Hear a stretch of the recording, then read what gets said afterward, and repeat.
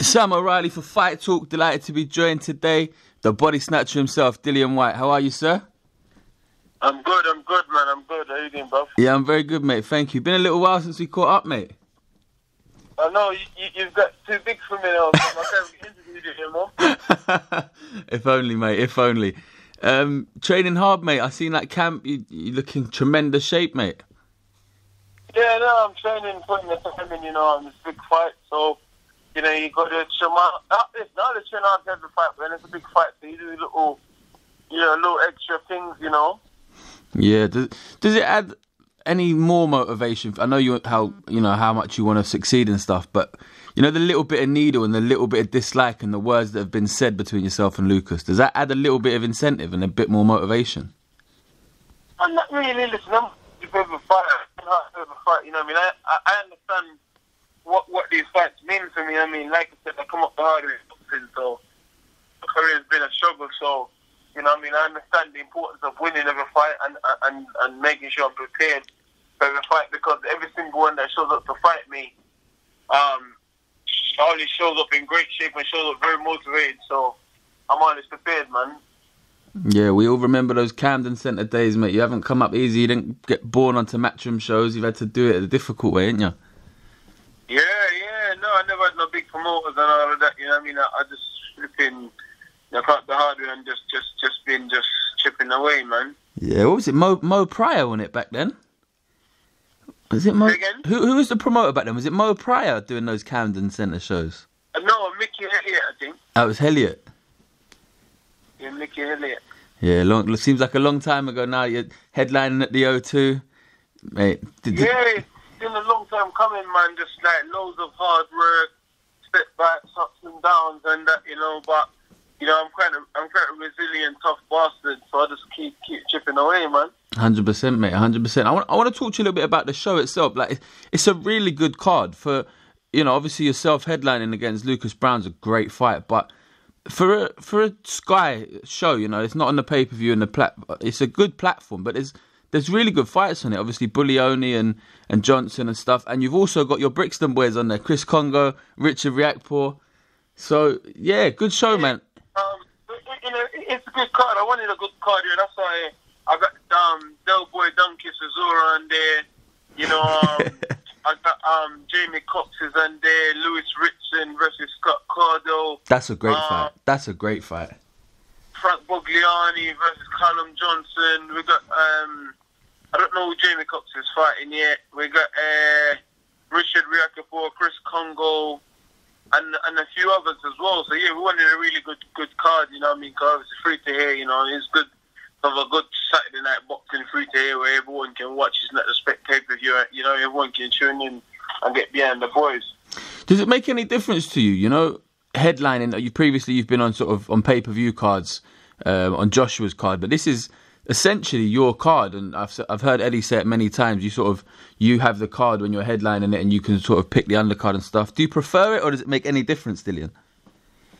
Well, in any sport, the aim is to get to the top, and obviously to be top dog if you can. So this is a start. This is just a stepping stone in that direction. I've been in the game a while now. I've been in the good side and the bad side of boxing, so now it's about the next level now, obviously, and establishing the fact that I'm now a main event headline standalone by myself. Yeah.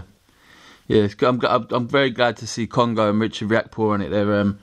They're two really tough guys that have been mostly on small hall, obviously, and I think people are going to know a lot more about them. Obviously, you know a lot about them from down at Miguel's, don't you? Yeah, obviously, they're good boys. Richard helps me out a lot with sparring as well. He's good, he's sharp, so, I'm one of those guys. I try and give people as much opportunities as I can and try and help people as much as I can, because I know what it's like coming up and being in small shows with no promoter, no one behind you. Obviously, they're doing all right, they're doing good, they're learning their trade, they're having the fights that they need, but, I'm one of those guys that believe that, if you're in a position to try and help people, it doesn't cost you, it doesn't take any food out of your plate, so why not, Yeah, definitely.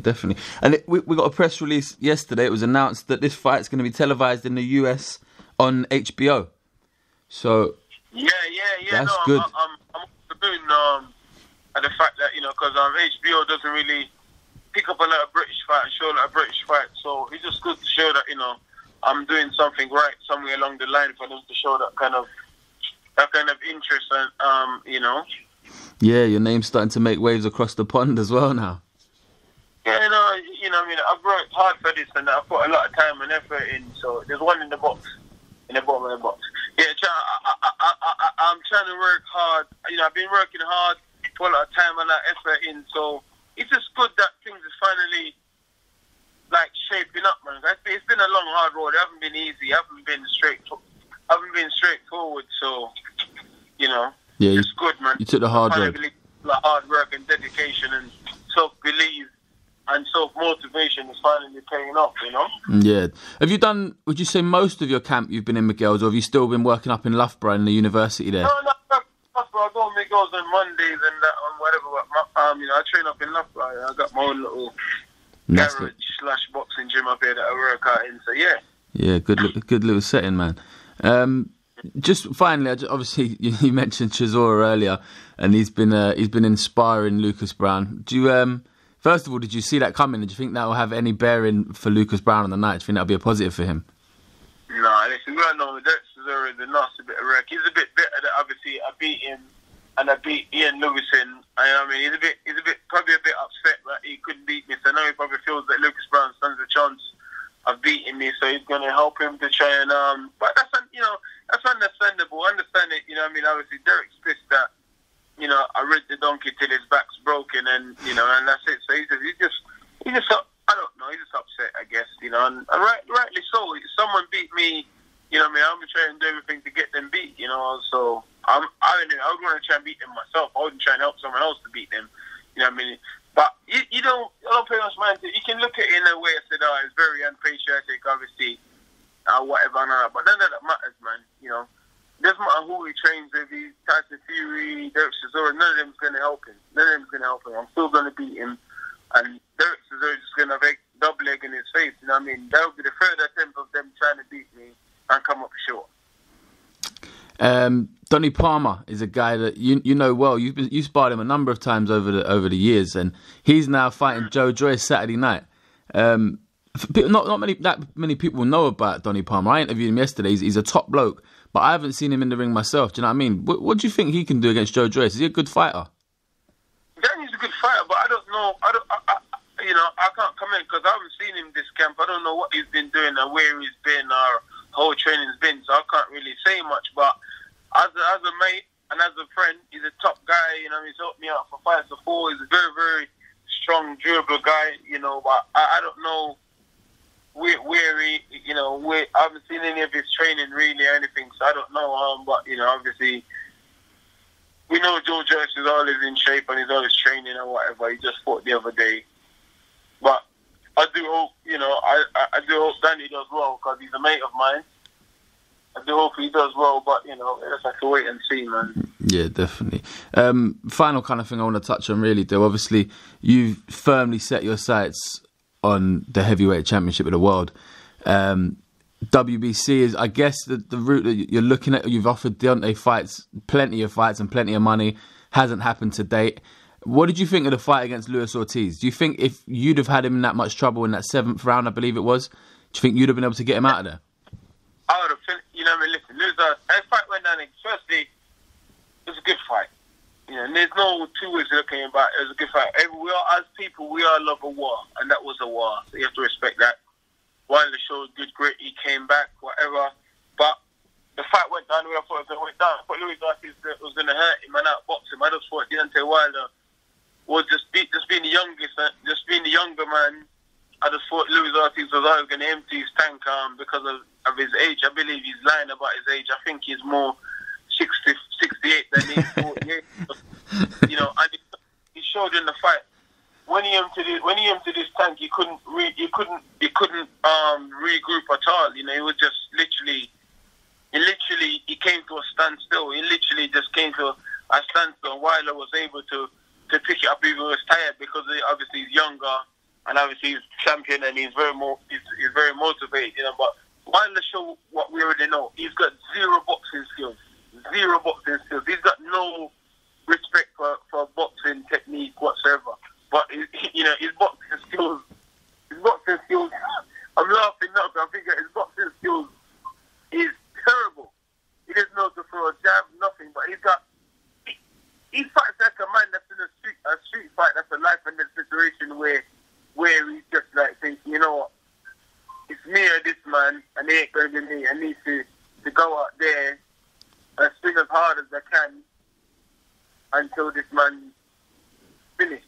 You know, till this man can't. But he wrecks him. You know, fair play to him. He wrecks him. He gets the job done. He got Lucas Ortiz at the minute you fight someone who can box and who can take a punch, and they're always 60 years old, it's a different story.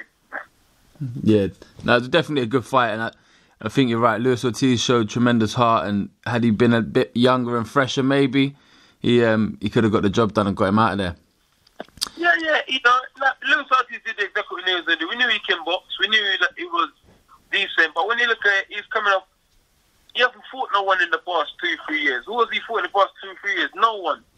And at his age, inactivity is a problem. You need to be active. He haven't fought no one really. He's been very inactive. He's fought Dave Allen, Malik Scott, and Daniel Mart in the past year. And before that, who did he fight? Before that, Brian Jennings,